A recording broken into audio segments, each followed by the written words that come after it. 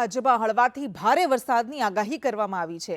ગાંધીનગર અને અમદાવાદમાં વરસાદનું યલો એલર્ટ આપવામાં આવ્યું છે, તો આણંદ, ખેડા, વડોદરા અને નર્મદામાં વરસાદની આગાહી કરાઈ છે।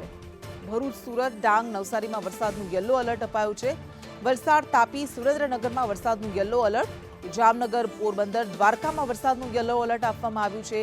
ગીર સોમનાથ, બોટાદ, દીવમાં વરસાદનું યલો એલર્ટ, બનાસકાંઠા, પાટણમાં કરા સાથે વરસાદની આગાહી કરાઈ છે।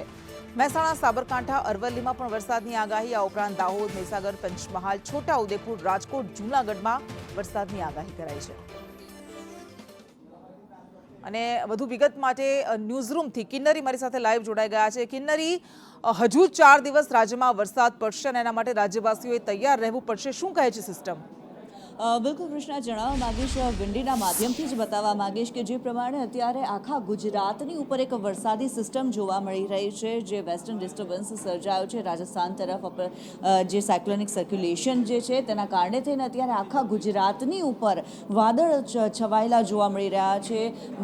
તમામ જે મોટાભાગના જિલ્લાઓ છે તેની ઉપર વાદળ છાયું વાતાવરણ અત્યારે ત્યાં અનુભવાઈ રહ્યું છે। લોકોને પણ એ અનુભવ થઈ રહ્યો છે કે મોસમે પોતાનો મિજાજ બદલ્યો છે। અને જે પ્રમાણે હું વિંડીના માધ્યમથી આપને બતાવી રહી છું, અમદાવાદ હોય, પાલનપુર, રાધનપુર, મહેસાણા કે પછી સૌરાષ્ટ્રના જે ભાગો છે, રાજકોટ છે, જામનગર છે, ગોંડલ, અમરેલી, જસદણ, ભાવનગર, આ તમામ જગ્યાએ અત્યારે વરસાદી વાતાવરણ છવાયેલું છે। અને અત્યારે હાલ 1 વાગ્યાના સમયનું આ અત્યારે જે ચિત્ર છે તે હું બતાવી રહી છું, જે દ્રશ્યમાં દેખાઈ રહ્યું છે।